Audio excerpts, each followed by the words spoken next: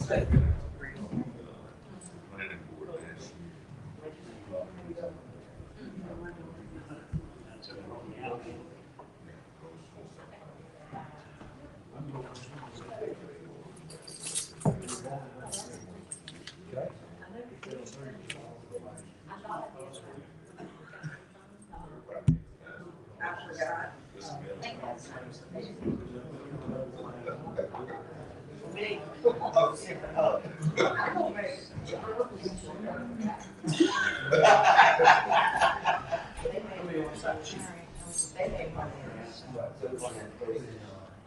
year.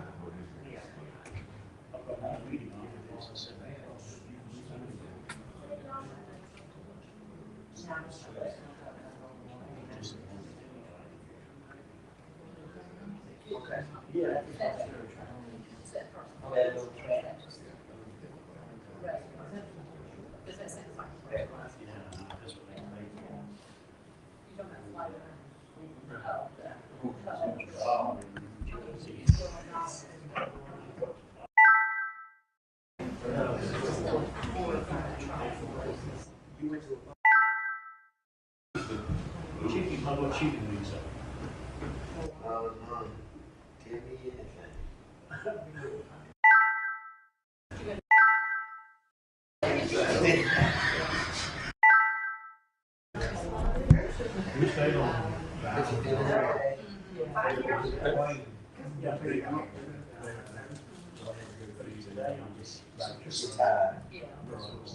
So,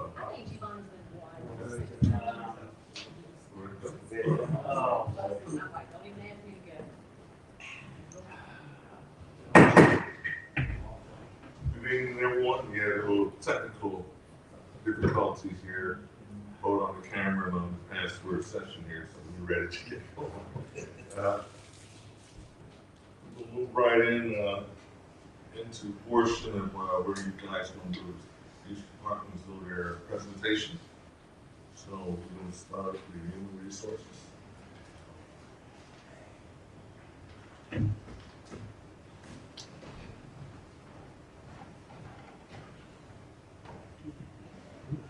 Hey.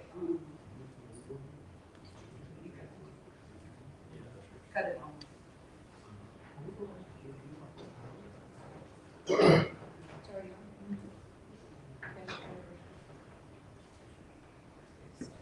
Good evening, everybody. Again, my name's Melissa. I'm Director of Human Resources.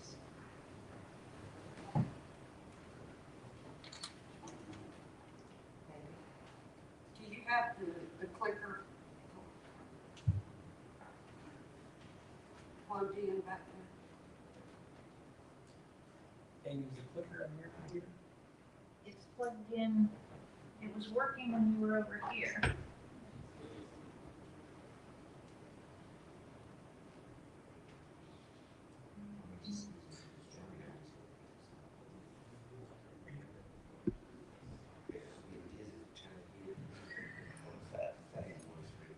There we go.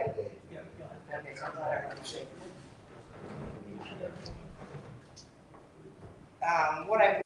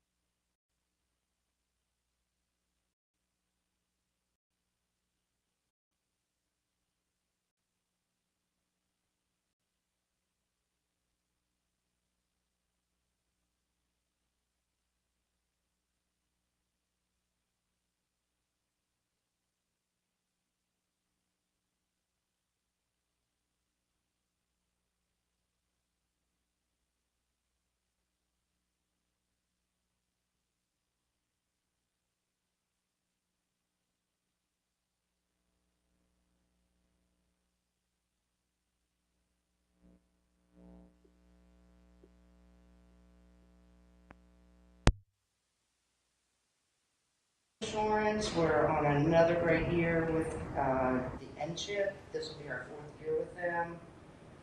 July, we did a reduction in rates by 5%. Our renewal rates will stay the same, and we are going to be reducing the dependent care coverage to make it more affordable for the employees.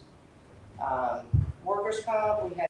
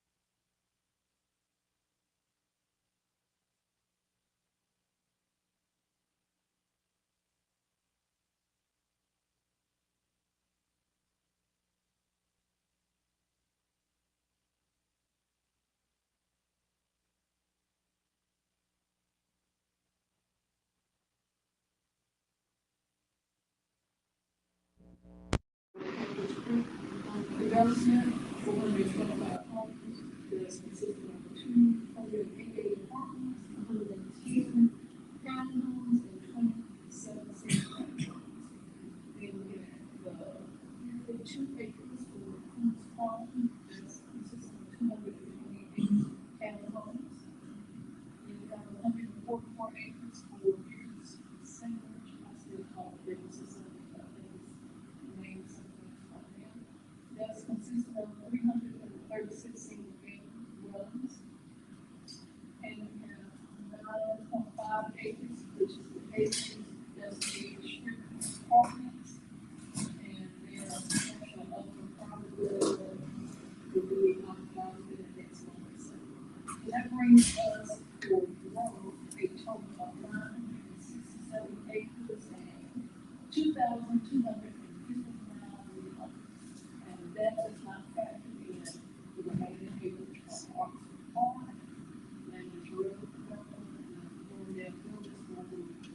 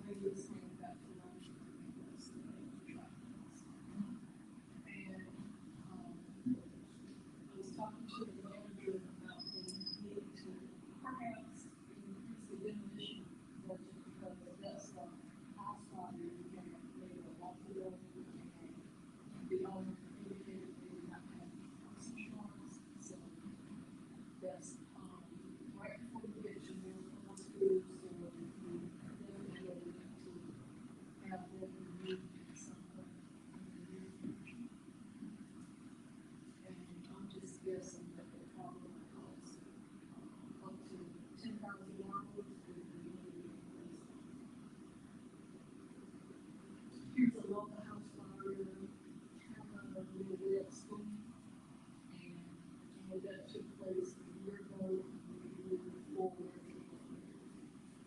Seeing how we can get that removed, and I'm just guessing that it's talking about, what we see to do so. I'm happy that that's all we have. So the board, all the budget items that I need to move on to the definition. Are there any questions? Yes, sure. The homes that were burned, were the owners contacted to talk about what they had plans they may have for those properties, and are they given a certain period of time They to give take a some action? yes, sir, they give a lot of things. One, near college that took place a long ago, that of course we don't really talk about that, something so tragic is taking place. Right. Give them a little time to kind of see where they are, see the direction they're on moving. We all know we're at school, we went to school over a year ago, so we're starting the process of talking about where we need to go. And we're working on it, they plan to do something else, that's fine. We don't want to use city funds to do it, I prefer that we don't do it, but in some cases, like, just more, near across the street, we don't not have ownership. So, in my opinion, if they didn't have ownership, they probably don't have $10,000 of cash. So we work with them the best way we can, so we got ready to say, it's no school, we take it.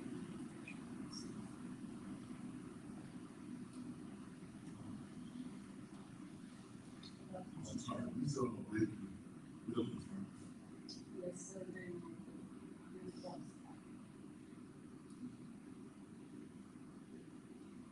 and from our understanding,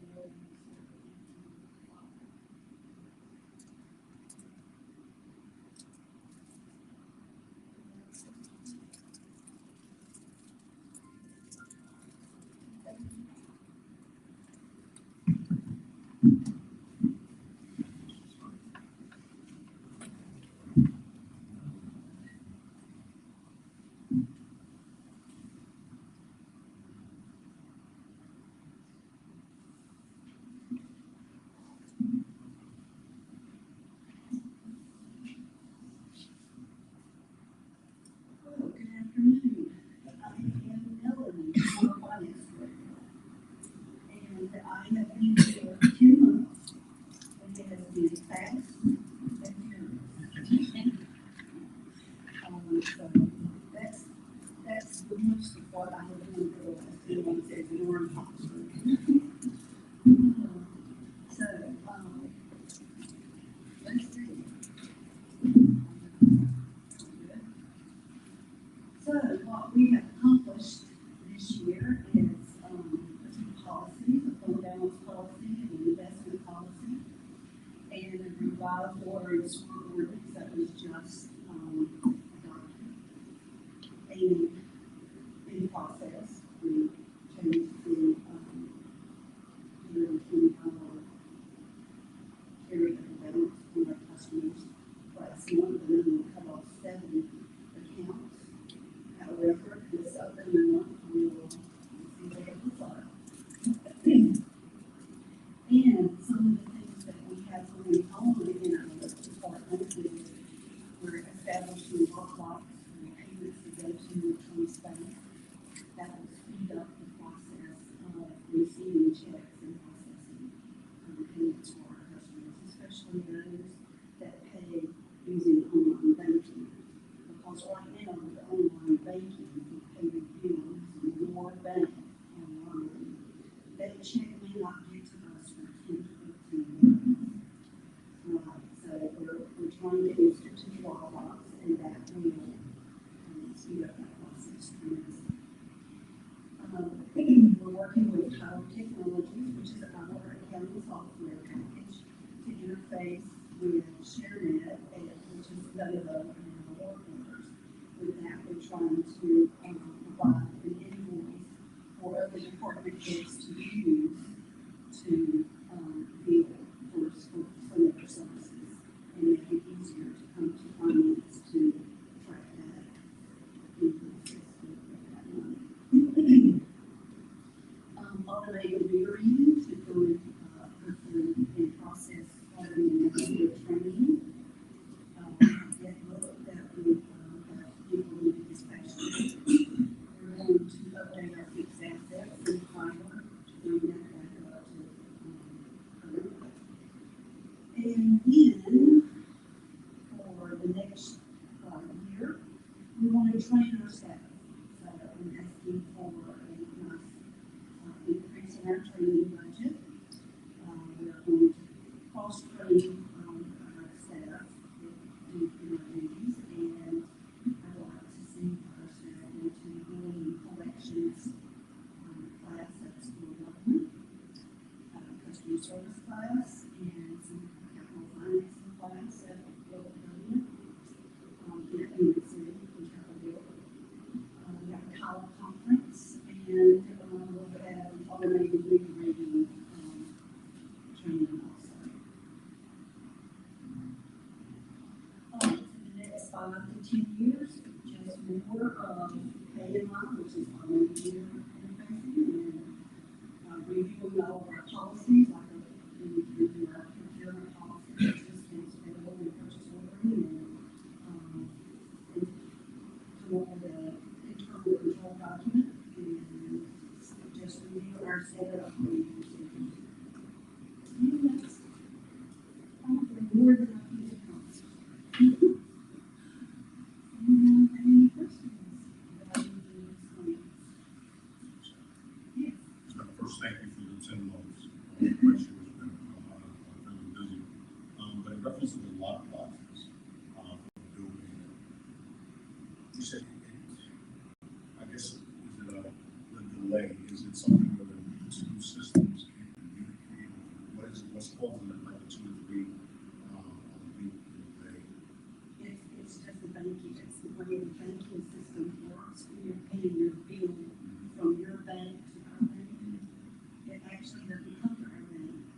They use a third-party check writer, and they don't send that batch out to be checks written until they have a huge batch.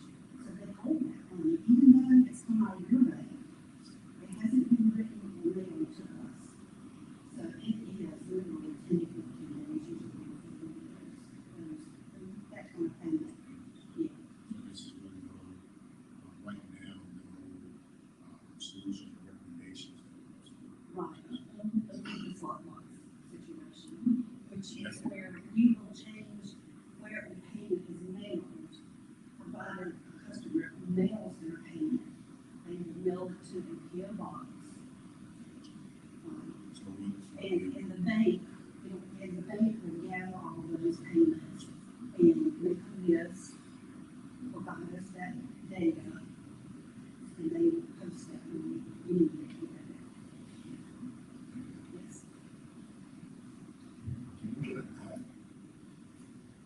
An app for paying your bills.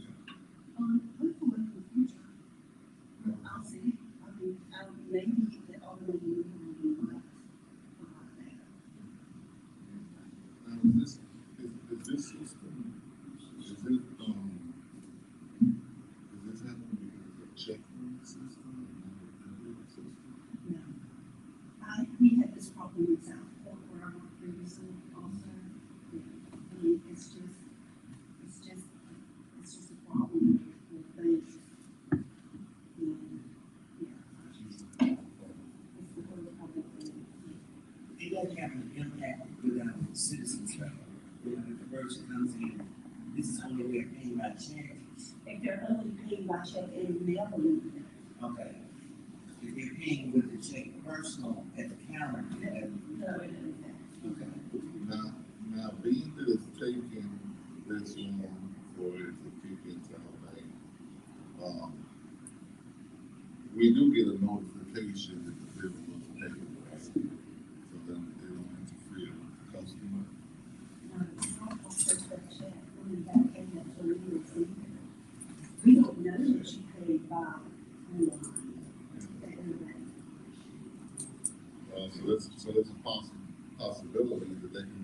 fence because even though they paid, it's not letting us know that they. Yeah, so, yeah, that's been posted, so is there some kind of way that we can create some kind of verification system where, you know, they pay for it back is, No, because they don't come to us until the check, they literally write a check and mail it to us. But doing this lockbox, we like, we do that. so in the event that there's a late fee, is, cannot be waived, say if I make my payment on in advance, or feel like the day before I, No, we don't. No. I mean, when you pay online, I mean, to a warrant, that it can take 2 weeks to get that bill paid. So, Just want to see if we ever have a on that, we eliminate all that problem, because when you go in there and pay, you notify Pat's department, notify the payments, they see who had the problem, delay. So how difficult it is for us to have, I'll check in. and I have another question. In our system, you basically put these in the hall in here, right? Yes. I'm gonna touch on that on my presentation.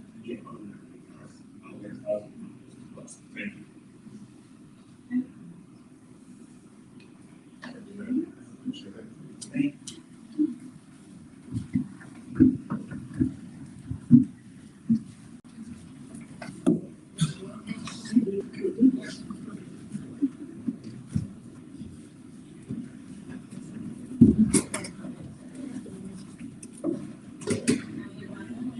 Thank Everyone, this is Chief Ford, Officer of Finance Police Department.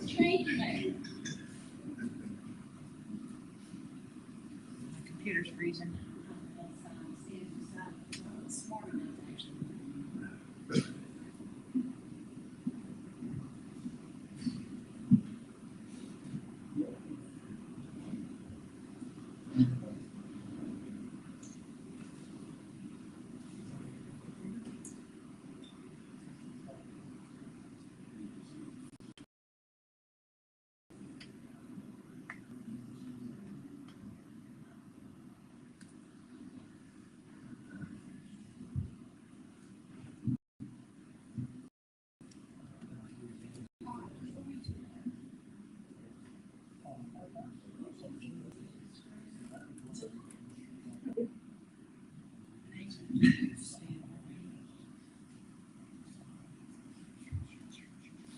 Not working again?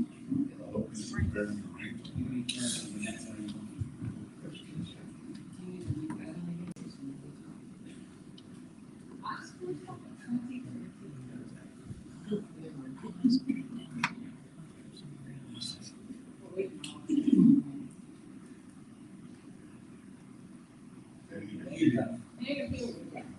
We're gonna start with some of our achievements last year. We implemented a new body worn camera system or program. The program that we were operating on last year was about 16 years old. So we're pretty excited to go on this year. Part learning it, but it's turned out to be a very successful program. We also implemented an early warning system for employee accountability. This fell under the Police Reform Act. A very costly system for the city. What it does, it breaks down how many accidents you've been involved in a certain time, how many force reports you actually had filed in a certain time. It's all about accountability. Once you reach a certain limit within the system, per officer, it's in for the life.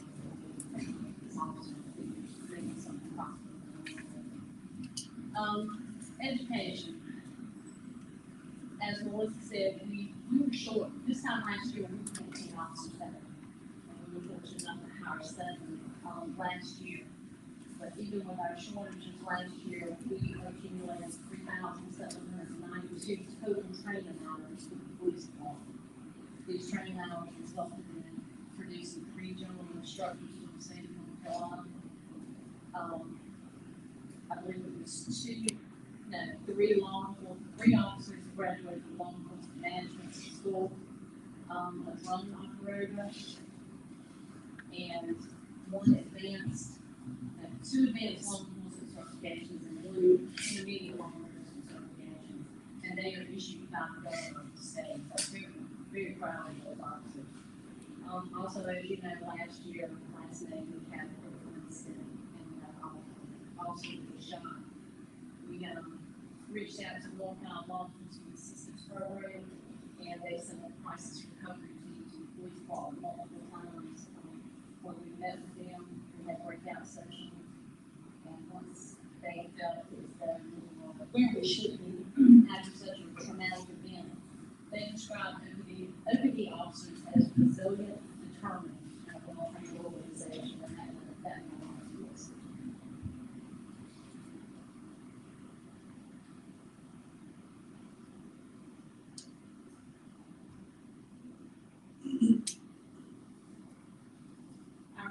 Our upcoming goals, certainly first and foremost, is going to be retention. It's holding on to what we have now. We're in a very good position. Our focus now is to retain, not only continue to recruit, but to retain the officers that we do have. One of the goals also is full skill training, which provides law enforcement instructions on how to handle protests, actions, or legal considerations, responsibilities, and those building those teams for crowd control matters. And this is all something that we would like to send 2 officers to certify as firearms instructors for the police department. We currently have one firearms instructor who will be retiring in about 13 months, so we got to resource that particular field of instructions. And also, we are working on a succession plan for retiring officers. About 4 weeks will be retired in less than 2 years.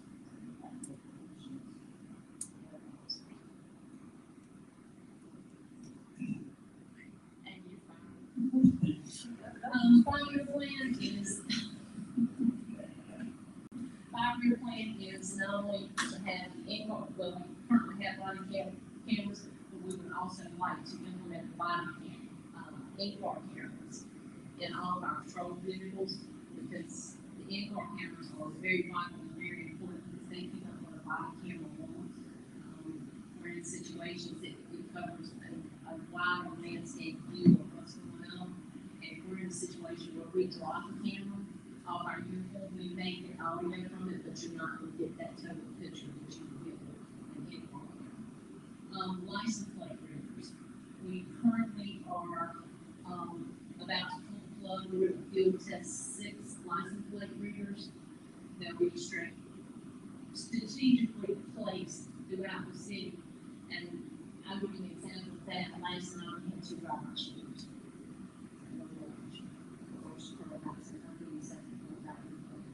We have a suspect vehicle on, and we have those cameras currently. We have the information that happens to those cameras. Those cameras will search not only here, but it's our Davis County, Henderson, any location that has this particular camera, they will search until that vehicle is located.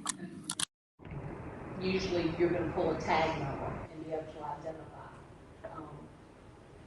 But that license plate reader will certainly benefit our city and our crime rate, and with the reduction of crime, makes us realize that we do have that system in place. Currently we use the taser.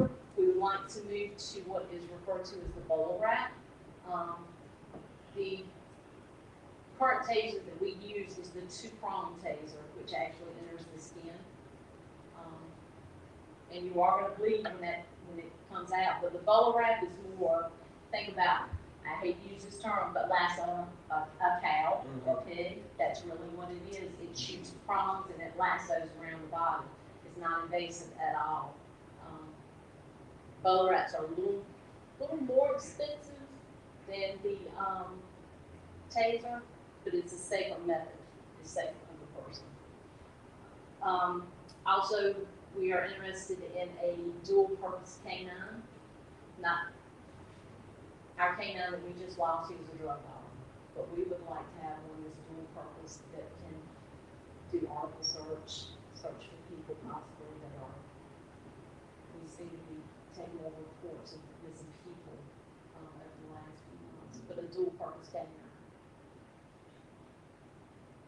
Currently, in the current budget, we were approved for a new RFI system for our evidence room. And that's for the accountability of evidence. We currently have a program. That program is about 17 years old. We asked to replace it. We have it in the budget, but I have asked for those funds to be reallocated for other things that we may need in the police department. Also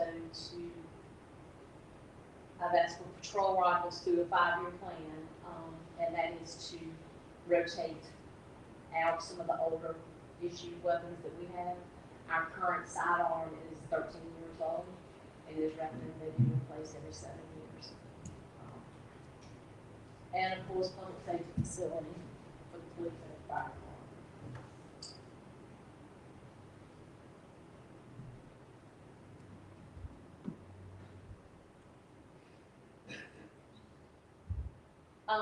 But the key requested items this year are, of course, I know you can't see them, but the in-car camera system and the license plate reader, and this bottom clip, if you can see on the bottom, just gives you an idea of what that camera is going to look like.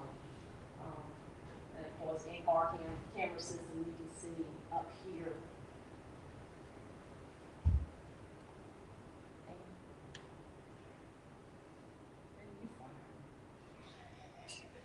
This is the last slide. I think that should be the last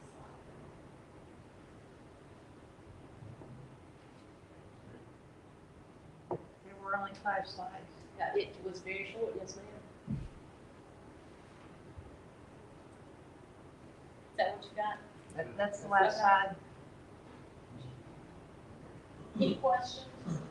Yeah. Yes, sir, yes, sir. I know that, there was an approval of some part-time Yes, police sir. officers. I wanted to ask, have you brought any on yet? And how has that worked? We haven't bought any on yet, we just Okay. completed, we had, of course, had to write a policy, for part-time officers, and as of Friday, we sent that policy to the North Carolina League, just to vet it to them, to see if we're missing anything or something that we may need to add to that policy. But I hope we'll start advertising this week. I actually have someone who's already interested in a part-time position, and he's just really chomping at the bit, so I think that program's gonna be successful for us. Yes, sir. I've got a comment and a question. A comment about the in-house firearms instructor. Yeah. I think it's a wonderful idea, Mhm. and we have to move on that. Mhm. And the question is the cameras, the in-car camera. Is that recorded on the camera and then downloaded later, or is it like on a Wi-Fi, it will record and send it straight to the, It really Station. depends on what system we choose. You know, of course, with technology is constantly changing and constantly advancing. The Motorola in-car camera system will download to a freestanding server. So that would be automatic, once you reach a certain location at the police department, it'll automatically, well, not automatically, you have to choose to download it, and it'll go to a standalone server. I know that personally, I've had an in-car camera for years in my car. And it's a tiny little thing with brilliant pictures and It works. space. It works great, records your voice, and it's on a chip, and you can just take that chip out and download it to a computer or anything like that. Well, the most important thing about the Motorola in-car camera system is once you reach that certain location, the police department, it automatically downloads to a server. That way, that lessens any type of interference or alteration or anything that we don't want to see, any accident or negligent Yeah. deletes. Takes care of all that. Thank you. Yes, sir. Yes, ma'am. On your tag reader, then you say tag reader or License plate reader. Yes, license plate reader, and they're gonna be strategically placed, Yes, ma'am. permanently or moved. mobile, Um, relocate? I believe that we can relocate them if we don't feel like that's an area that they should be in. But what we like about this particular system is, this system goes from the east coast to the west coast. If we're looking for a particular person or car, we can do all that information into this system. And they may stop them somewhere in California, and they're gonna immediately contact the police department. Same way with a stolen vehicle or wanted person, someone who's going for homicide. I have agencies contact me at least once a week and want to know if I'm willing to share our passcode for our camera system, so that they can, you know. And I know we're a board of transparency, because that's what we should be. So will the public be aware of where these are strategically placed? My question is because society is so smart now. I mean, no, I'm not gonna say society. Some of them. The groups are so intelligent now that, is that the correct word? Anyway, you know, and so they can, y'all know what I'm saying, so if not to be something that the public's not aware of, but the criminal knowledge of the location. Well, you know, I think it's important that we let our community know that these cameras are here. And my feeling on that is, it doesn't matter. Right. It's really not gonna, it's not gonna prevent crime, but it's certainly gonna help solve it. Yeah. It's gonna help solve it. Now, you know, you may have a few out there that says, oh, no, that's a camera, I'm not, you know, I might change my mind, but, you know, criminals will do what a criminal wants to do. It's just they keep it deface and just, you know, destroy things on purpose to. Well, these cameras will be, the company is out of Greensboro, and they work very close with Progress Energy. Progress Energy has agreed to put these cameras on their poles. Oh, okay. Yeah, so they'll be pretty high up, and it'll be a Oh, 360-degree camera, so, Okay. yeah. It makes it much more. And if one does go down, the company, because it is a local company right here in North Carolina, they come straight to us and do what they need to do and get us back up and running as soon as possible. Much better. Thank you. I think a lot of times in those cases, just a general notification saying that the city, this is a means, this is what we're using, and that covers any type of, you know, lawsuits or anything like that, because we've made the notification. But if a person still chooses to do whatever, they can't go by and use, what was it, chief back in the day where, you know, is leading me down, but like we, you know, just hiding out just to find someone. Yeah. Yeah, it was lying awake. Exactly, but now just a general notification that, that the police department is using this as a means, that's really by law. I haven't heard of any other, I didn't think there's an advanced county vote in Roxborough. I don't know what our Creedmoor actually has started with this program or not, but I haven't heard any complaints. Good. Yeah, nothing It's negative. consistent. Chief, eventually will these system be able to detect speed if you're speeding? No, that's a different system. Yes. And I have one more question. The policy on your part-time officers, how are we gonna handle their service revolvers, their service, goods? How are we gonna handle their? Are they gonna have their own, or we issue them when it Well, comes? that's really a conversation I'm gonna have with their chiefs. Some agencies will allow an officer to use the service weapon at their full-time position under the condition if they were to come to Oxford and go working and they get into some type of situation and we have to secure that weapon from them, then we have to replace it. But of course, we do keep extra weapons.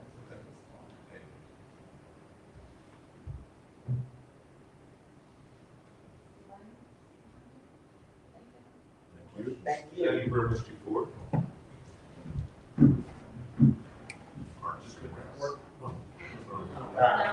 Fire chief.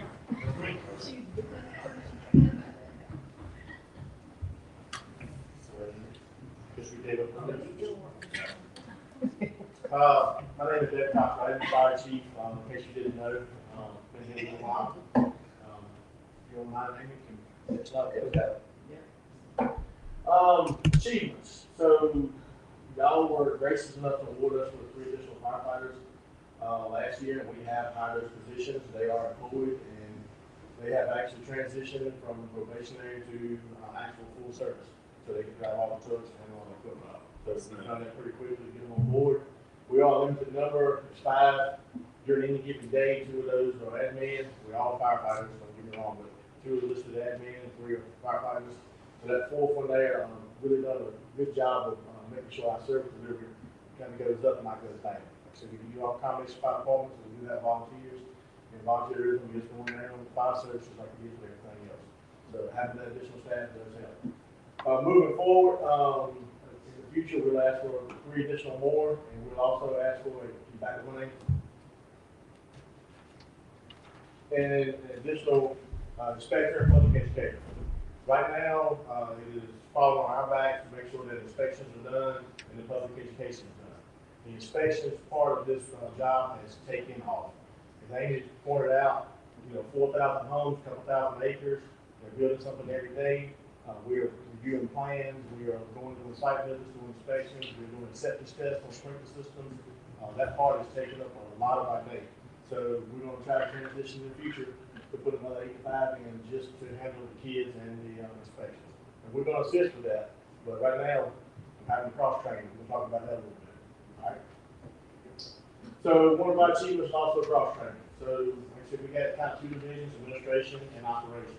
Operations, driving trucks, get people out of cars, fight the fires, handle the day-to-day operations. Administration does the exact same thing with the added responsibility of handling the payroll, the inspections, the plan review, scheduling each given day, get ready for the next week, make sure the phone calls are handled. The guys have stepped up. They really have. Because now we have the captains and lieutenants that have gotten their inspections, the level 1 inspector. Because the level 1 inspector will handle about 80% of the inspections in Oxford. And the level 2s and level 3s take over for the industries and the perimeter around the Oxford loop. Like there's $200 million project going on in Turkey right now. So the level 3 inspector has to handle that project across the scope of it. So we're doing that, as well as bringing them into the fold of payroll and things of that nature, ordering, AP, billing. I've been here 29 years, 5 months, 11 days, an hour and 15 minutes. I ain't applying for the problem. And behind me, for the next 5 years, there's 3 and 4 other people in that 5 and 6 year mark that can retire if they want to. So with the 11 person, with the 14 person staff, at 14 now, that's a big part of a big chunk of your manpower that you're leaving at this place. So we're trying to make sure that through attrition, there's replacements in the game. So that's one of our things we're doing with cross training. All right. Enhancements is part of our goals for the upcoming year with additional people, bringing them up to par, getting additional training.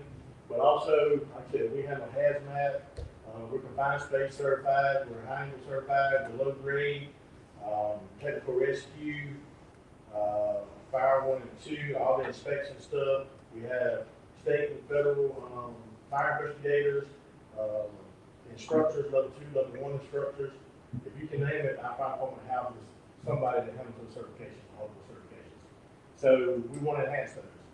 So we're currently a medium rescue provider in the state of North Carolina. We want to take that up to the heavy rescue, which is the highest level. It takes equipment, it takes training. So once we get those 2 in place this year, with the extra people, we'll handle that. We talked about inspections, we talked about the public education part of it. So we handle the child passenger safety seat installations. If you have a seat, we install it for you. If you don't, we get one for you. We work through with the sheriff department as well as the hospital. We work through school systems. We work through senior centers, anywhere where we can get money for things like smoke detectors or safety seats and whatnot. We get it and we use it and put it back into the community. So we want to enhance those services. We had gotten to a point where, like I said earlier, we were doing so much with such little staff that we were kind of not turning anybody away, but we were taking a while to get some things we wanted to do, like door-to-door smoke detector inspections. We had slowed down on that of other things. We want to get those services back up where we need to be. And And those are part of the categories we're talking about, okay? Key request, y'all have been, like I said, generous to us over the years, making sure that we get requests approved to do the job.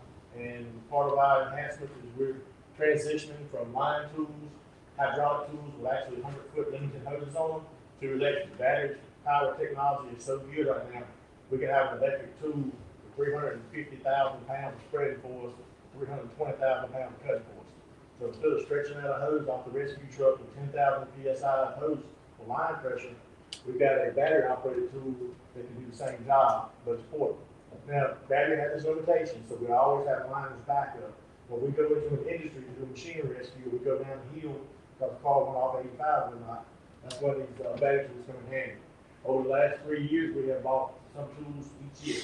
This year, we're going to ask for a couple additional tools to try to make that transition complete. The skid unit on the right, on the bottom, is a portable pump and tank. The reason we're looking at that, and I put it off for many, many years, because we're not in the brush fire business, but now we are. Because, like Cheryl said, we've annexed 950 acres of land. We're looking at another 1,000 to 1,500 acres of land. That's undeveloped land at this point. They're working on it. They're getting the plans approved. They're transitioning to getting wood lines put in, moving dirt, things like that. But the more urban interface environment we have, the more we need a truck that we can get off the road with. We already have the truck. Our day-to-day truck that we use for our pickup truck to do things, that skid unit side right in the back of it. And we keep on going where we're going. So that's why we're looking at doing that this year if we can. And also thermal imaging cameras. These cameras, infrared cameras, I know some of you have stopped by the fire department before, or come out to our open house and put your hands on them. It allows us to see through the smoke, see in the dark. It picks up on heat signatures down to a 64th of a degree. So when we look into the house, you cannot see any smoke, we cannot see any smoke, but these cameras allow us to see any smoke. And we want one on every truck. So no matter which truck shows up, we have a camera on. It's for the safety of the citizens as well as the safety of the firefighter. It can be used for so much more. I can take that same camera and let's just say we have a hazmat spill, a fuel leak that goes into a creek, river, or lake. You won't see it with the naked eye, but that camera, because of the different densities and the specific gravity, you can see that liquid that you wouldn't want to see. So there's other uses for it. I can actually look at a propane tank and tell you how much liquid's in that propane tank, just by the difference in the temperature. So that's what some things we're going to look at this year. Okay. Another key request, as you're well aware of, been asking for this for a couple of years now, kind of leading up to this point, is we did a public safety complex on the station. PD needs some work. Fire department needs another station. If you look at NFPA 1720 and NFPA 1710, it talks about your density, your travel distances, and things like that. We've got to find another location for a fire department, and at the same time, let's go ahead and benefit the police department for some of the irrigation they got in their building and put the two together if we can. Fire trucks don't ramble down the road unless they have to. So they have to be in specific locations, 1.5 to 2.5 miles from other places. Police cars, if I speak out of turn, please correct me, but they have districts. They're always out in the public, so they don't have to be geolocated to a specific area, as long as they can get where they need to be at. That's the difference. So we kind of look at it, the best place for a fire station, and could be with a public safety complex. At the same time, we try to, if we can get the funds right, we'd like to do a little training complex to go with it. That allows us to do multi-story training for firefighters. It allows us to do aerial truck training. We can do rope training to keep our rope skills up, like we talked about earlier. We can do standpipe operations with critical systems, and we have breach doors that PD can use to breach doors, and also use tear gas for pullman, and also ventilation to clear areas. So it's kind of a multi-use complex. Okay. Timeline. So this is the major stuff that's kind of going on. The additional staffing, we've already taken care of 2023. So we need to start looking at land selection and purchase for the complex. Trying to find an architect and actually meet the needs of both agencies. Do some station design work, move on to construction, and then in the near future, because we have a 24-year-old rescue truck, I'll start looking at the design and bid of that. Go ahead. Back up one. Then looking at another probably staffing change. We're actually putting in this year for a FEMA grant for additional staffing. If we get that awarded, then that's going to assist with that staffing model. actually putting money, contributing to that, which y'all approve if it gets approved. Rotation of rescue equipment, all that rescue equipment we have, the lifespan is about 10 years. We're working towards that 10-year mark. We need to start looking at replacing some of that. You don't want to use a rope that's 25 years old and has been, impregnated with gasoline, diesel fuel, dirt. You want to keep it changed out. Complete the station, hopefully in the near future. A rescue truck delivery, notice that's 2027 as opposed to bidding it in like 2025. It takes a couple of years to get that done now. Fire truck, anywhere between 30 now. So you can't just buy one.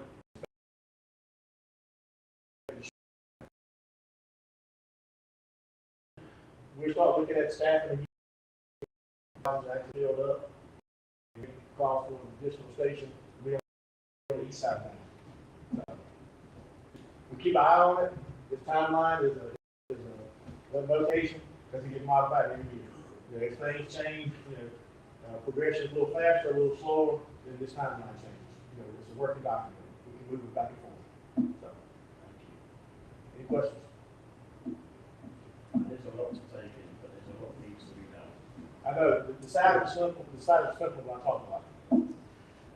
Chief, every time I go to the schools and I speak with the young people, and you ask them what they want to be, 9 times out of 10, they want to be a fireman.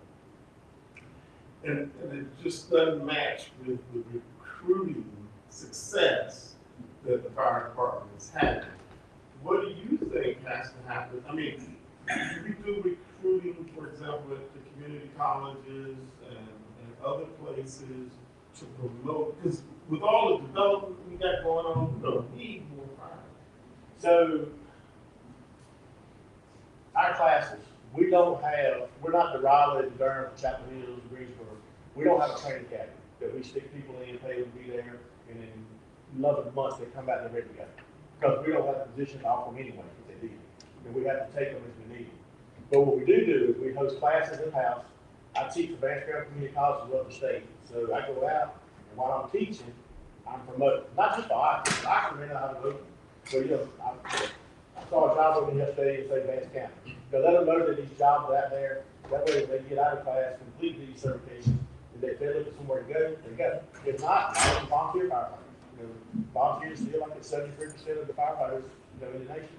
If you start looking around on the uncongested parts of the nation. But that word is passed out. Every time a job opening comes available, it goes into the state register, or Vance Graham will put it out, or the North Carolina State Firemen Association will put it out, to let people know that, that the job is in such and such town, such and such place. So some people are really moving, because you're not tied down with family, kids, or any type of strap you down, you really move for that, if you want the position. But no, that's advertisement, word of mouth, is the best way to get the word out. Wilson Tech, who has one of the oldest public firefighter programs in North Carolina, just advertised for their youth academy, so it's 26 years old. So everybody wants to go to that, but you have to be able to commit Monday through Friday for so many months. Not everybody can do that. Most people take classes nights and weekends. We take them. If they're available, we take volunteers to get them trained. A lot of our full-time come from volunteer side. Chief, I know that fire departments, whether it's the city or whether it's out in the county, you guys cover an area, a district, or whatever you might call it. As we expand, I know, and as the city grows, we're pushing into other fire districts.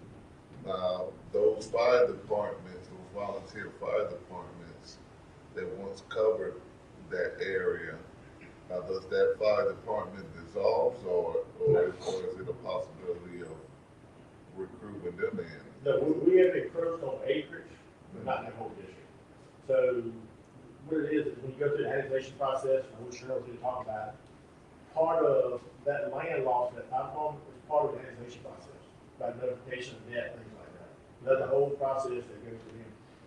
The larger places that have annexed large acres and square miles of land, they have actually contracted that local fire department because they couldn't build a station fast enough to cover that area. They've been contracted with the fire department to cover the area for ISO purposes, until they can put a station there, or they can take that station over. So that does happen as well. Now, does that look like we, if this new public safety, facility, if it takes longer than what we thinking it might take, is that a possibility? We're still close to our main station than they are with their stations. Because you gotta think, they're miles outside there. So they wouldn't benefit by driving those miles again. You gotta be close to us with the main station. So it'd just be better for you to grow in-house and just make your one fire department a whole lot bigger than what it is. That's right. And just cover the extra. Got a question, Chief. The self-protective equipment, your fire suits and stuff, is this part of the process that you're trying to get me, what's the lifespan on that? So, we were lucky enough years ago to approach the board, and the board approved us to have a revolving budget around PPE, personal protective equipment. So every year, we buy 5 to 7 sets, depending on how much it costs us. So we go out and we bid, and we find the best gear for the best price. And that gear is the same lifespan as the rescue rope and harnesses, it's 10 years. So if you have a firefighter that is very active, goes through a lot of burns, whether they're live burns or actual structure fires, then their gear may be worn in 3 years or 4 years. Where you have a firefighter that's a little less active, his gear may look like brand new in 10 years. Even though it's 10 years old, though, it has to be replaced. Right. Because nobody's had gear over 10 years old, helmets, boots, none of that. So that 5 to 7 year, that 5 to 7 sets a year is used to revolve that gear. So we were able, this year, as a matter of fact, to get the most active firefighters in their second set.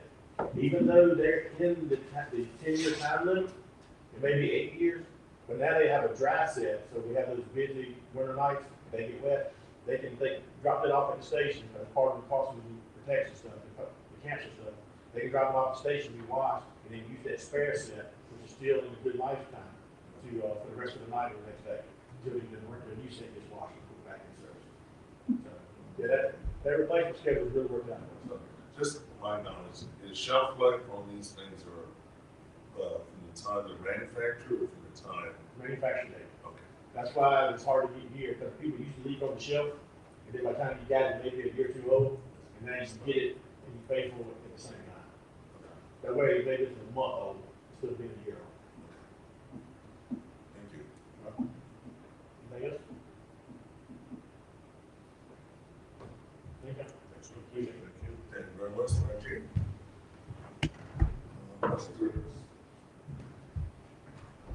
Mr. Blasco, no words. Good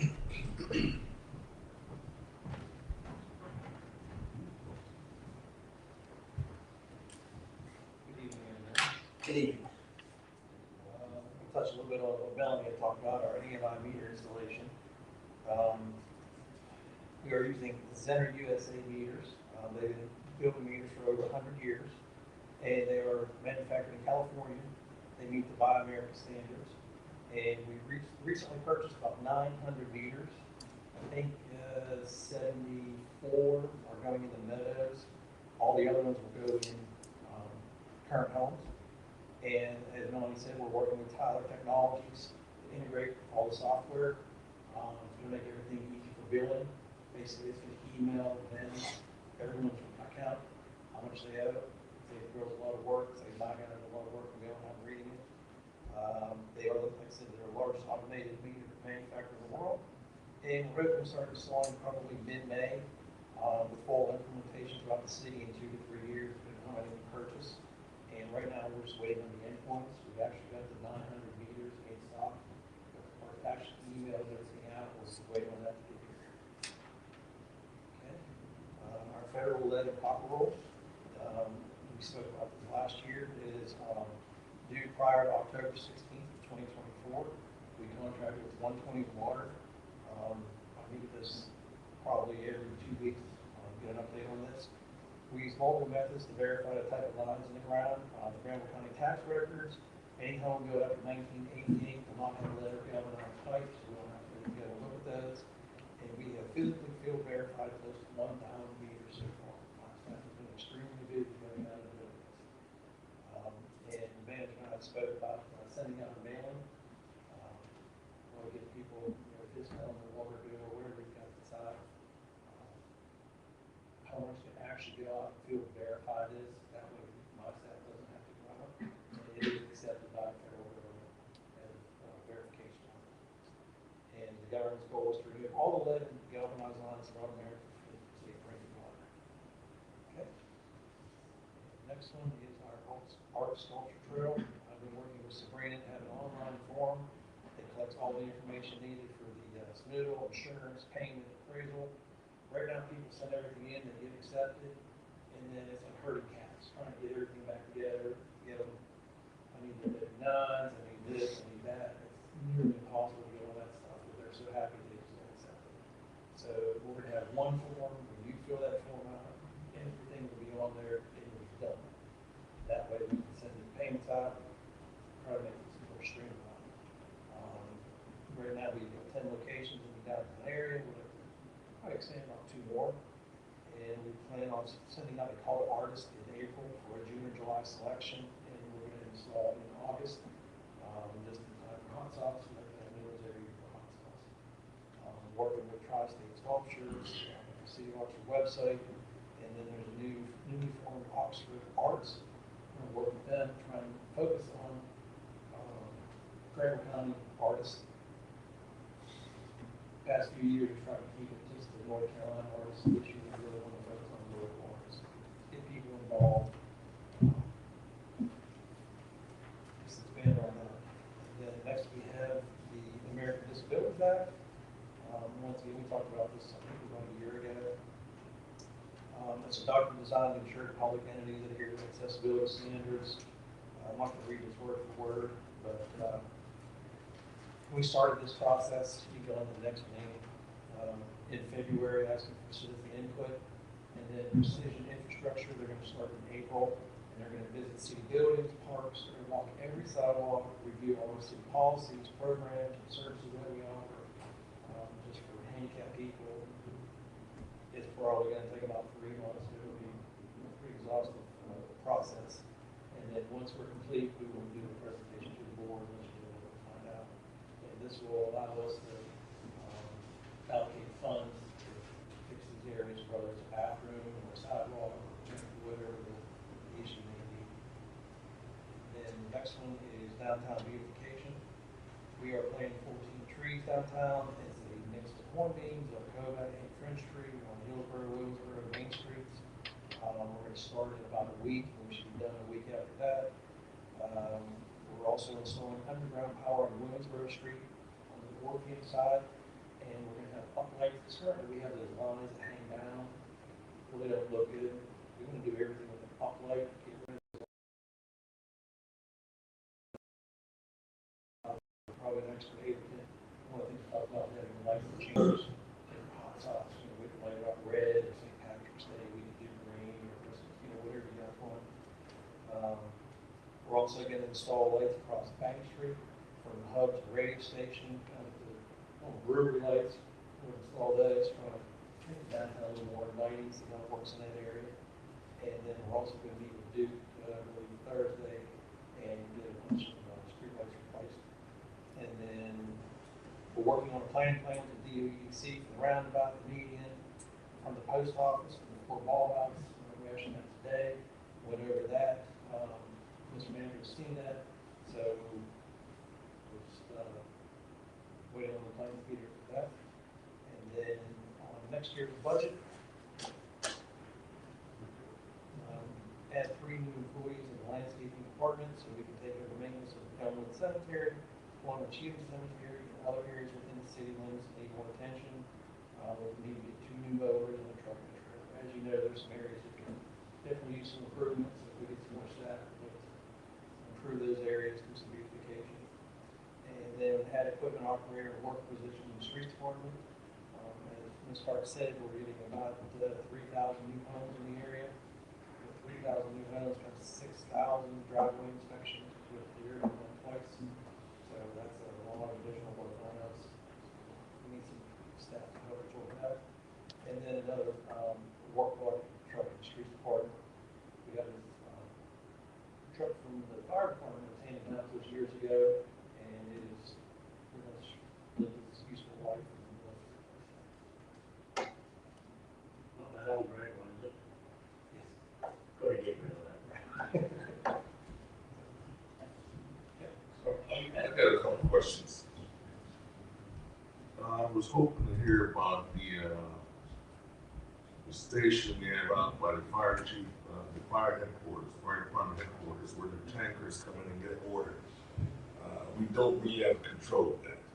Right. And it's not responsible, it's under the fire chief, which is not really his responsibility.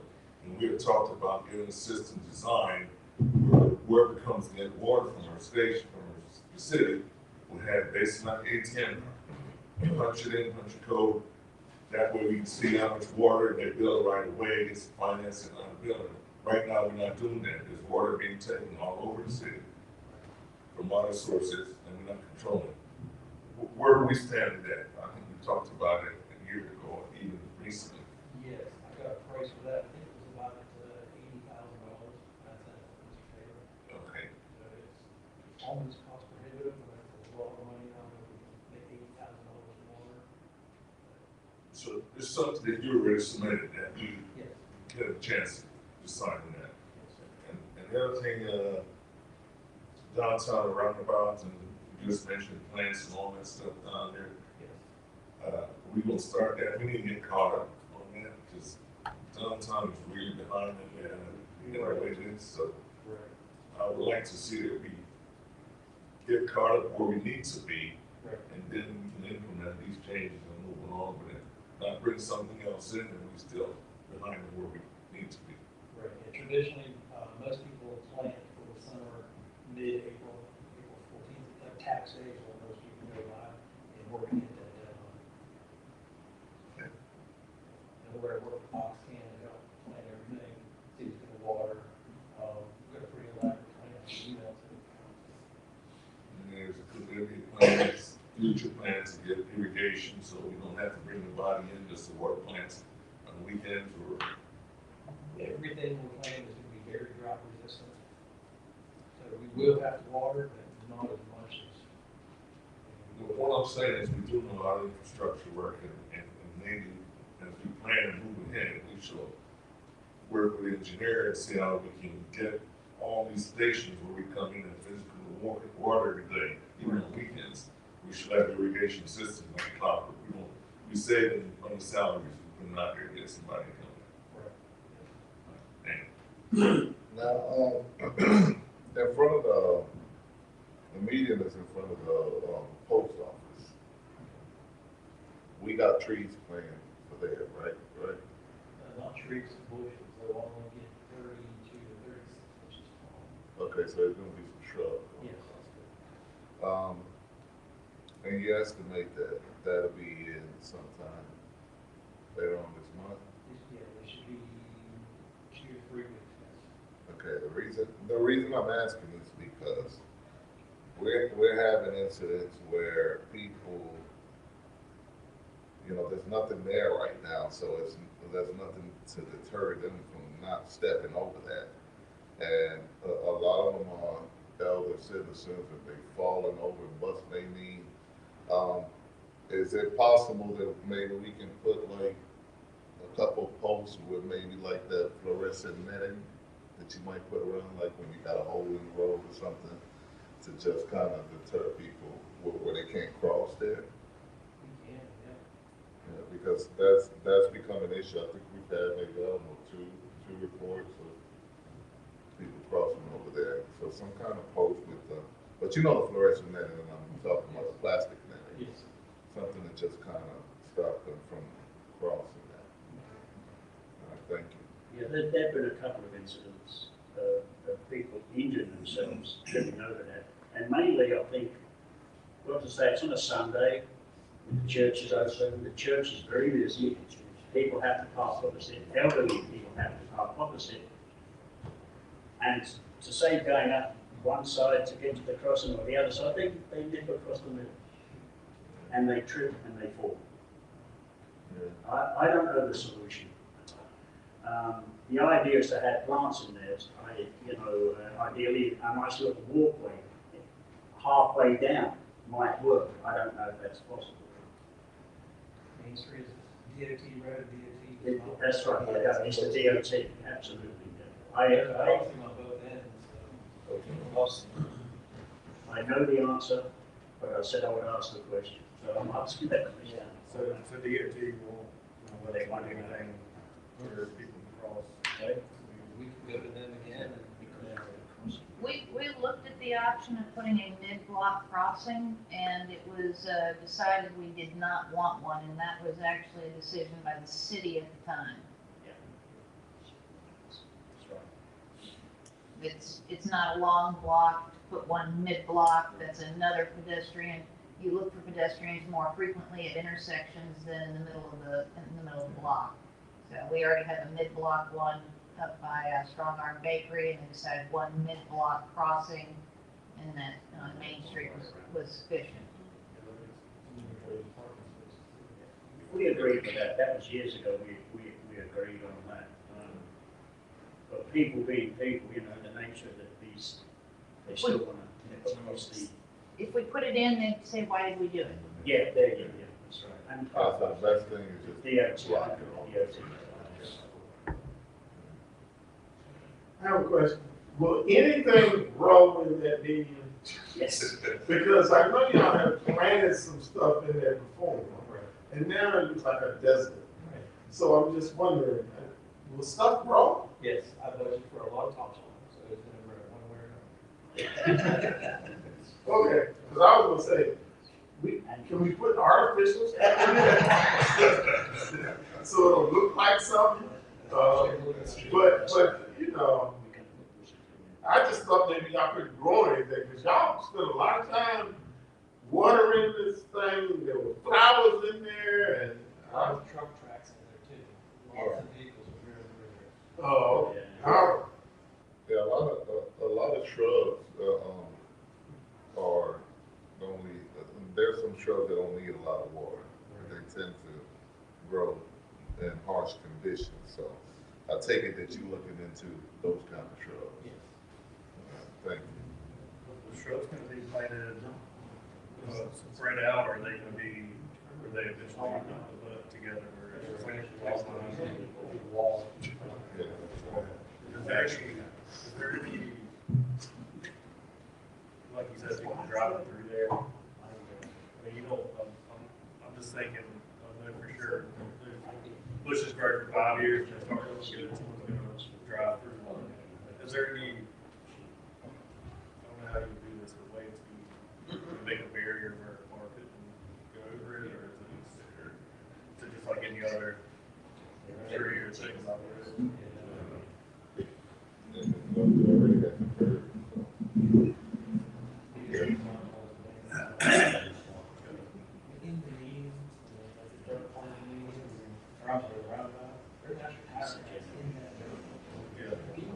Yes.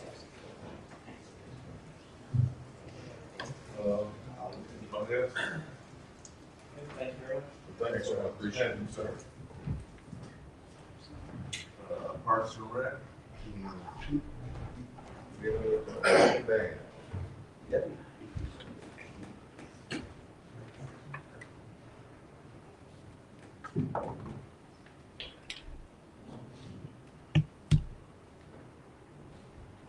All right.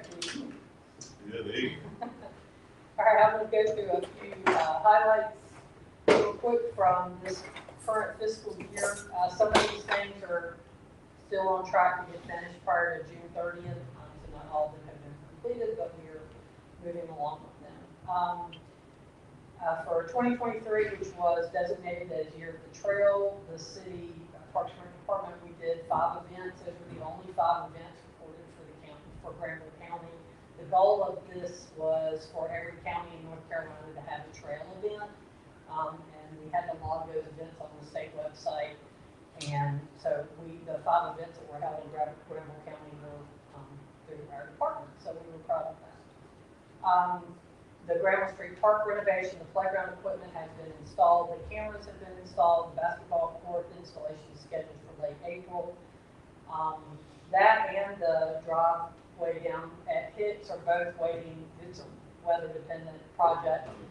So for them to put the gravel in, for everything to stay dry, and then put the asphalt on so we get the longest lifespan out of the asphalt, we're just trying to wait until the weather is where it should be. Window installation at Hicks is scheduled for mid-April. The windows have been received and tinted. The contractor is just trying to get us scheduled to get those in. Lake Devon Spillway Bridge, it will be fabricated the week of April 29th and scheduled for installation May 27th. The floating walkway that will go in near the Red Barn area will be fabricated the week of June 17th and installed the week of July 15th. And all these things, if you remember, were started in like September, August last year. It's just taken a long time to get through these processes. So, new programs we've added this year include the National Trail Day Hike, 2 cookout and canoe programs, Sound of the Night Hike, which we also did with the state, the adult glow-in-the-dark egg hunt, and outdoor camp. So we've expanded our outdoor camps as well. Our maintenance team has provided the following services, and these have all assisted in lowering the cost of contracted projects that we're doing in the department, and that includes the removal of the Granville Street and Oxford Park playground equipment, as well as the surfacing, fence removal of Granville Street Park in the center between the basketball court and what used to be the tennis court, clearing the tow drain outlets and principal spillway outlet at Lake Devon, and then our team has also completed stormwater repair at Hicks Playground. Additional maintenance projects for fiscal year 24 include remove the Lake Devon Spillway Bridge, constructing boardwalks at Lake Devon, building a parking area at Granville Street Park. That'll be Granville Street parking for a few cars off of Orange Street. And then pickleball is on track to exceed the previous program high of 3,570 participants set in fiscal year 19. As of March 25th, we had 2,949 participants. A few more highlights. Oh, that's me. Sorry. Can't let that on me. Hicks Steps concrete repairs, and then adding the mural once concrete repairs have been completed. Partnering with Girl Scouts for Lake Devon Trail cleanup and event prep. Eagle Scout projects, putting in some benches along the side of the Lake Devon picnic shelter. Partnered with Granville County Schools career and technical education students to plant 122 muley grass plants along the Cooper Street Hill at Hicks. Looking forward to those coming in this year. And then partnering with JF Webb High School occupational education classes. Those students come 4 days a week to assist with tasks at Hicks too. The next slide, I'm not sure how much y'all can see that, but what I did is compared our current year, which is blue, numbers for our programs with the previous highest year. So it wasn't necessarily last year, it could have been 2019, 2015, whatever. For spring baseball, we have 345 this year. Our previous high was 316 participants. Spring volleyball, we have 209 participants this year. We had 163 was our previous high. Fall baseball, 193. Previous high was 180. Fall volleyball is 137. Previous high 112. Basketball 179. Previous high was 197. I will say that the 179 this year is about 8% higher than what we had last year, so that number is moving back up. And then our summer camp numbers are 223 for the past summer camp, and our previous high were 202. So even without the houses that are coming in, our numbers are moving up. We are at the point with volleyball that it's going to be hard for us to take any more teams. Right now, all of our registrations are open until our deadline's over with. There are, a lot of towns that have huge numbers, but they have to cut those off based on the number of teams that they can actually practice and play in the gym, and we're getting tight. So Jason does a good job of scheduling those. John's done a really good job of scheduling the baseball team, so the teams have practices and are also able to play a significant amount of games. We want them to get their money's worth, so we usually schedule between 8 and 9 games, and then try to do, if it's an older age group, try to do at least a single or a double elimination tournament at the end. So, our fiscal year 25 goals, through partnerships, purchase and utilize Placer AI, which is a local analytics software. It will give us a lot of information about different, who's coming and going at our parks, where they're coming from, where they're going to. That can be used in a lot of different areas. Other departments can use it as well. DOE, you see special events. We can see how many people, were in the actual area of the hot sauce. Lake Devon, we want to clear our first half mile of trail and construct 3 boardwalks along that route. We're saving telephone poles from some projects that have happened around our facilities and taking those over to Lake Devon, and we'll put those in to make some boardwalks over wet areas like what you actually see in this picture. This is at Lake Devon, so people can walk across it safely, and when it rains, we can still utilize those trails. And these are going in by staff, so these are not contractor projects. So my guys are doing this. City Hall Auditorium schedule 12 to 15 shows, implement ticketing software. I'm currently getting quotes for lighting and sound for that. We're looking to do a project in the green room that's at the back of the stage in order to open that up and make it a little bit larger area for the groups that we want to bring in to perform. So a lot of things going on in there. Increase adult and preschool age programming, and Hot Sauce Festival through sponsorships at a carnival type area for kids, which my department would be responsible for. So, I mean, that's obviously a huge citywide event. Every department is significantly done.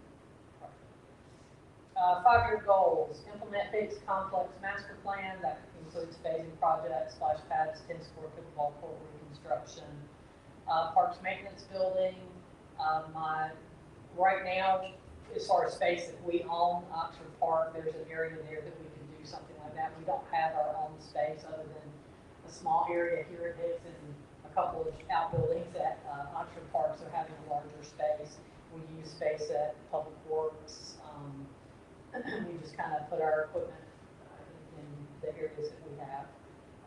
Double vault precast concrete restroom out at Lake Devon to replace the porta potties that we have out there. Parkland acquisition, aquatic recreation center construction drawings, schematic design, construction drawings, just moving us through that process. Hicks Gym, new HVAC, replace the heating units and add air conditioning. Hicks front lobby renovation, which would be the lobby and furniture renovation, and add a reception area. Update Parks and Recreation comp plan, and we would do that in-house. We just had that plan completed in 2021.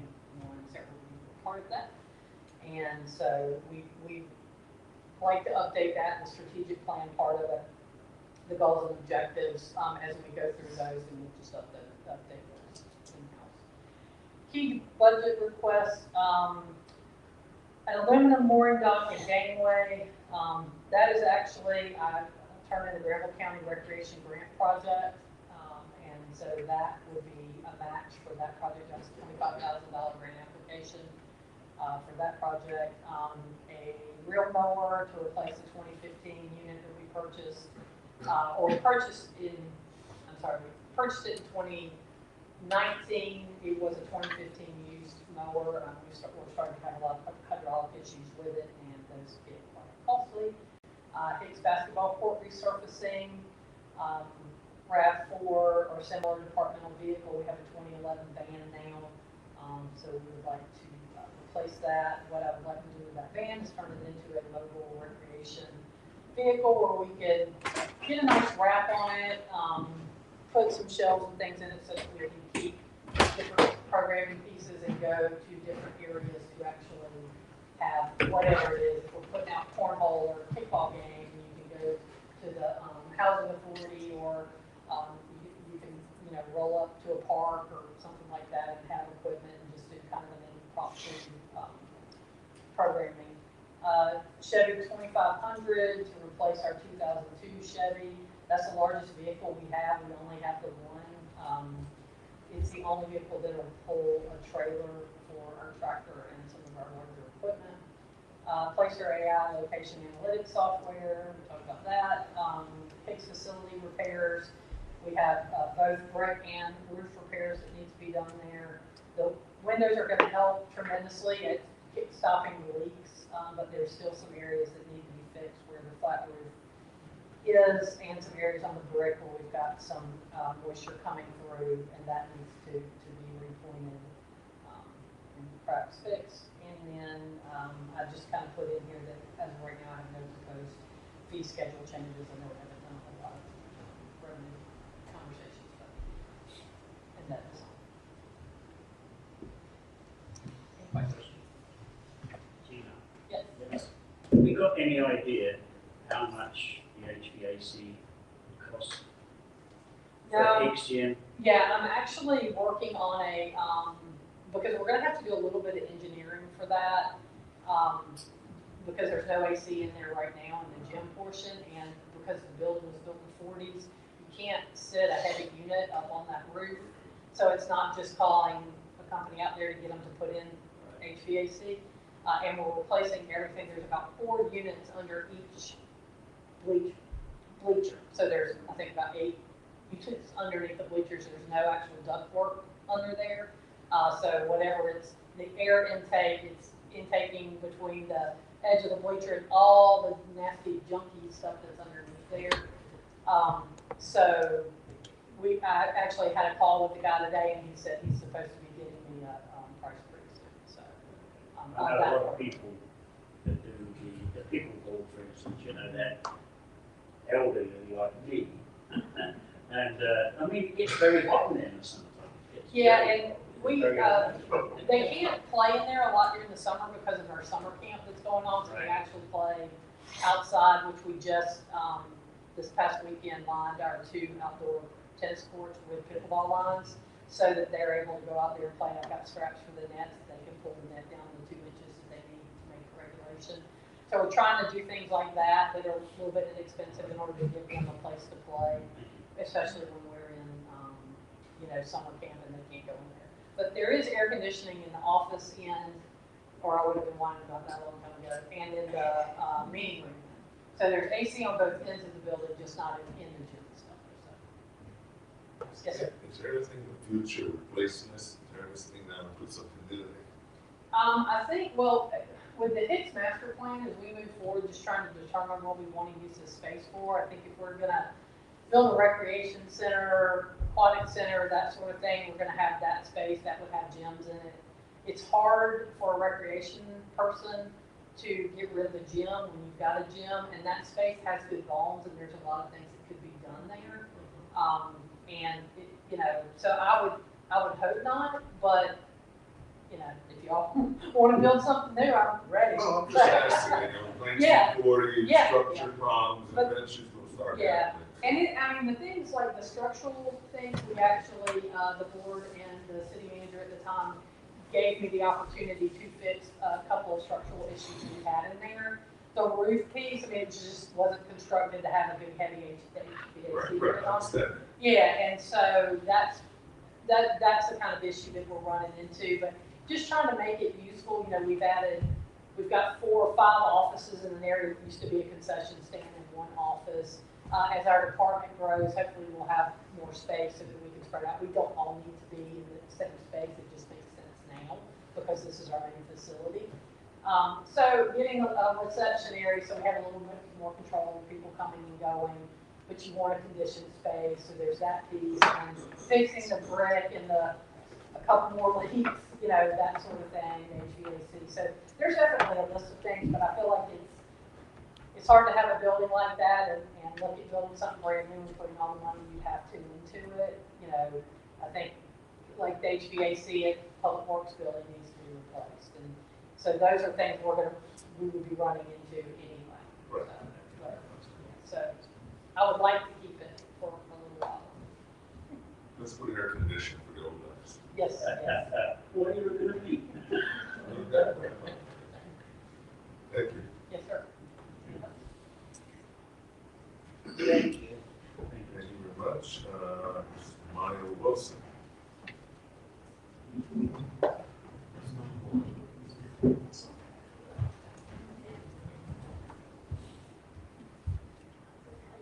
I'm Maya, and I'm the engineering technician, and I'm gonna hijack this meeting to talk about stormwater. So stormwater, what's the big deal? So in natural landscape, like maybe a forest, when it rains, most of the water is going to absorb into the ground. Whereas in urban landscape like Oxford, we have a lot of hard surfaces like roadways, rooftops, and sidewalks. And so the water can't absorb to the ground, so therefore it runs off and becomes stormwater runoff. And stormwater runoff can cause many issues if the proper steps are not taken to manage it, such as pollution. So as stormwater runs over hard surfaces, it can keep up many harmful things like wet waste, trash, chemicals, and even sediment, and it can deposit those things into our local waterways.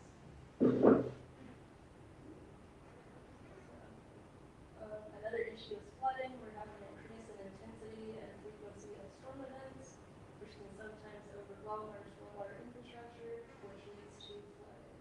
And that picture is actually pretty long. And erosion, less water being absorbed into the ground means more water heading straight into our local waterways, which causes an increase in flow rate, which can lead to stream bank erosion. And I'm sure all of you have noticed that Oxford is experiencing a big bit of growth, and with all that growth, it is important that we have developers design their developments in ways that are going to A, preserve natural drainage ways, B, maximize stormwater infiltration, C, slow the flow of stormwater, and prevent pollution of waterways. And we're going to be able to accomplish all of those goals by enforcing our newly revised stormwater ordinance. And notice I say revised because the original document was adopted in 2004. It received some revisions in 2017, but as of recently, the state has passed some new laws and regulations in regards to stormwater, which means we kind of have to fall in line and enforce those rules on our new developments. Then the whole document is 28 pages long, and I don't have time to walk you through it. And you don't want to listen to that either, so I'm just going to try to give a brief summary of what will be required to enforce once it has been adopted. So the state is requiring that developers establish a 50-foot riparian buffer, and a riparian buffer is just the area of vegetated land that surrounds like a stream, and the developer cannot build anything or disturb this area. And riparian buffers are really important because they help filter pollutants out of stormwater, they help to stabilize the stream bank, and they help to provide habitat and food for the wildlife, which is one thing. And if you've ever been behind an apartment complex or maybe a shopping center, you may have seen a pond that looks something like this. I know when I was a kid, I thought they were just there for looks because some of them are kind of fancy and they have fountains, but they actually serve a really important purpose. This is a type of stormwater control measure, and they're designed with kind of two things in mind. First thing is like reducing the amount of stormwater leaving the site, and the second is reducing the amount of nutrients leaving the site. So the state requires that developments control their stormwater runoff rate so that the post-development runoff rate does not exceed the pre-development runoff rate for the one-year storm. But like I was saying earlier, we're having an increase in frequency and intensity of storm events, so the city wants to do a 10-year storm instead of a one-year storm. So developments will be designing their SCMs to capture the 10-year storm event instead. And what the pond does is they'll capture that stormwater and then release it slowly over a period of 2 to 5 days so that the streams don't get overrun. The state has identified the Tar River as being a nutrient-sensitive water body. So developers will be required to limit the amount of nutrients leaving the site, and the nutrients in question are nitrogen and phosphorus, which you can find commonly in fertilizers or attached to soil particles. And when these nutrients get into the water in high amounts, they can cause issues such as algal blooms. And algal blooms are bad because what they do is all the algae blooms and then the algae dies. Decomposers come in, they suck up all the oxygen, and that process kind of repeats itself until the water doesn't have any oxygen at all, and everything kind of dies out. So developers will be required to have SEOs to control the amount of nutrients in the sector. And SEMs require proper maintenance in order to function properly. SEM owners will be required to have an operation and maintenance plan, as well as sign an operation and maintenance agreement. They'll be required to establish an escrow account, which can be used for routine maintenance or repairing SEM. And they'll also be required to have someone who is licensed come out every year and inspect the SEM to make sure it's functioning as it should. And the city, aka me, will also be inspecting the SEMs on a regular basis because we know people don't always do what they're supposed to do and want to always. The state also requires that we have a way of identifying illicit discharges. So basically, we want to just make sure that nothing that shouldn't go down the storm drain is being put down the storm drain, and that no one is dumping anything into our local lakes, rivers, and streams. And as the picture says, only rain down the drain. So now the fun part, when people are not following the rules and they have their stormwater control managers are not designed in the way that they should be or not functioning the way they should be, we can give them fines for fines for starting development without having a stormwater permit, fines for development being out of compliance with stormwater permit or illicit discharges. And the city is proposing that we increase our stormwater fines to encourage developers to do what they're supposed to do, because when we have situations like this in front of us about us as a city, and then the state comes to us and fines us, which we don't do. With that being said, that kind of wraps up everything I had to say, but I did want to mention that we did work with a consultant when updating the ordinance. The state is reviewing some last revisions that we made right now, but once they finish that up, we will be good to go with the adoption, and it must be adopted by July 1st. And if anyone would like to see the full ordinance, I can send that to you. Well, so I know that we're trying to do better relative to our stormwater with our new developments. And I know you and other engineers are staying on top of that. But if you had to give Oxford a rating relative to our stormwater preparation and situation now, what would your rating be? I wouldn't say it's too terrible, maybe like a 5. It could be better. Maybe if I could multiply me, so there's like 5 of me, it would be better. So then I could go out and inspect more.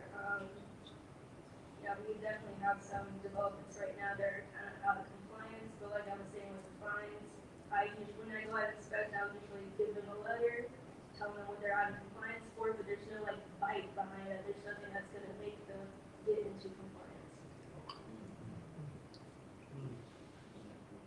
So we need About to increase their fines. So you can give us a C? Yeah, we need to see. We're not failing. We're not failing, We're right? not failing. Okay. So we can do that. Yes. So you can come up with some recommendations, besides little bites that you put in the ordinance, right? Yeah. Okay. You can have an ordinance come before you do this one here, but you just said this was to give you the heads up that it's coming. Okay, right, yeah, we definitely want to support you guys when it comes to enforcing within the city, so, if you guys ever feel that y'all need to bring up ideas, I mean, Brandon's always there, and he will always bring it, he'll definitely bring it to us to address it, because you know, it's gonna hurt, anything that will hurt our city that can end up being addressed or be prevented, we definitely want to address it. I know in the past, and this may go to Amy, she's been here a little longer. Goshen Street and I think it's Cherry Street had those bad puddles when it rained, but the city's taking care of it.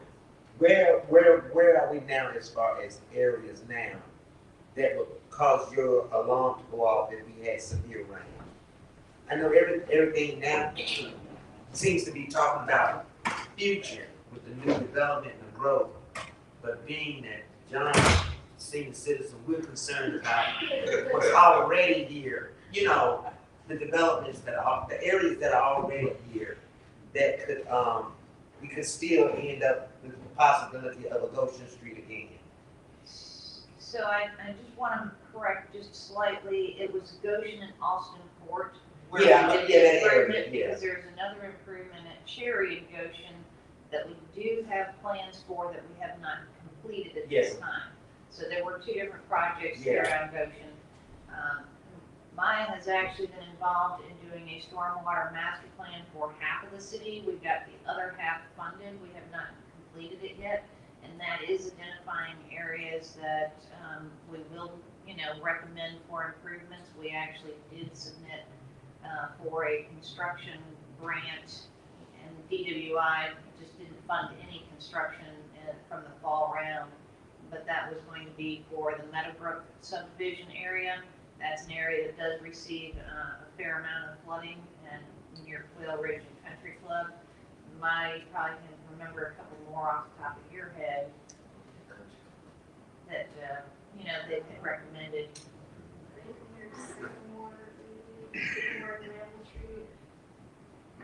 That area, I'm not with road names. That's okay. My only concern is, I'm all for all the new growth and development and all, but I just want to take care of what's here now. The history and everybody, And part of, current developments that I, could name some names, but maybe we'll stay away from that at the moment. But there are some that are in violation that we have sent a letter to, but our letters are, don't do that anymore. Please don't do that anymore. And we don't have the teeth, as Maya said, to actually enforce it. If the state wanted, the state could fine us, the city, $25,000 per day per occurrence for something that the developer or an existing development is doing. And what we want to do is put into our ordinance that basically we have pass-through fines. If the state decides that they are going to fine us, we can turn around and recoup that from the individual that actually is causing the issue. There will also be times where we may go out and try to enforce it by instituting some of those fines and telling them if you don't go ahead and do what's in the letter, we will start fining you, because we don't want the state to put eyes on us and start putting us under a microscope, and are we doing our job? And so, the goal of any of these, fines, whether it's in our sewer use ordinance or in stormwater, is that we want compliance. It's not to make money. It's not that we want to collect, funds by fining individuals. We just want things to be the way the state requires it to be. So that's our goal. And I'm going to sidetrack from stormwater for one moment and mention that Maya is a huge, huge part of the fact that we got our last direct appropriation of over $957,000 for the wastewater treatment plant. Without her help, we would not have been able to do that.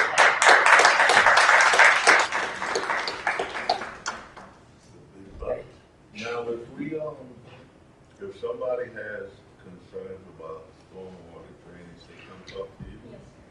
Because I know this past weekend, I had some people from the church that sits directly in front of Hunt Street, where it comes up to MLK. And they were saying that the water comes down from like the health department down Hunt Street, and then down TM gas station. It's like a monsoon coming between that shopping center and the church, and it just monsoon. And most of it goes into the buildings. right there, and the rest of it just into the field back there, so there's no drainage, and I think there's like some kind of creek back there or something that it can, you know, and I don't know if, you know, if that's something that can be veered some kind of way over to the creek. So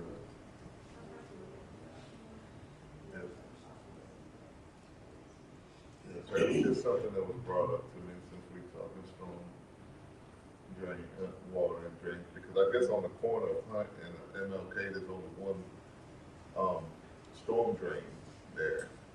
And they were suggesting maybe the possibility of having one right across the street. I don't know, but that's something for you guys to look into. When it involves a DOT road, we do have to get them involved. So MLK is a DOT road. But we can look into that. Any more questions? Thank you very much, Mike. Thanks for everything you do as well. And that concludes the department's order for us. Go to city business, the two items we have coming up. I spoke to Ms. Hart today. She sent out an email, I believe, to everyone, reminding you that the public hearings is coming up, one for 38 acres at the Goshen, Loop Road in Goshen. And there's another one coming up at Warner Road and Outer Loop. I think the board members have been here for a while. Had this come up and you guys sent it back, I believe, so it's coming back to conditional rezoning. So we'll see that next week as we deal with it, so please read up on it. Like I did, I went to Ms. Hart to get some information on it, and that will be prepared to deal with that next week. I don't think we have anything else coming up.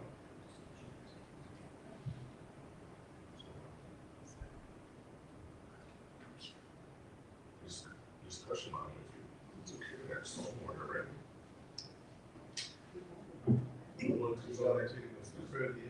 You going to the agenda right now to approve the agenda?